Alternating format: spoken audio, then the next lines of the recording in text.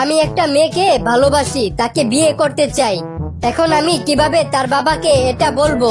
তুই মেয়ের বাবাকে একটা ভালো রেস্টুরেন্টে নিয়ে যাবি, তারপর তোর সব কথা খুলে বলবি। তাহলে দেরি করতেছেন কেন?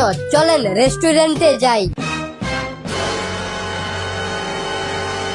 দোস্ত, চল আমরা ঘোড়া ঘোড়া খেলি। তুই ঘোড়া হবি আর আমি মানুষ হব।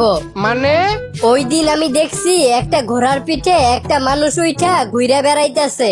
তাহলে ঘোড়া ঘোড়া না, চল আমরা মোরগ মুরগি খেলি। তুই হবি মুরগি আর আমি হব মোরগ। এটা আবার কি?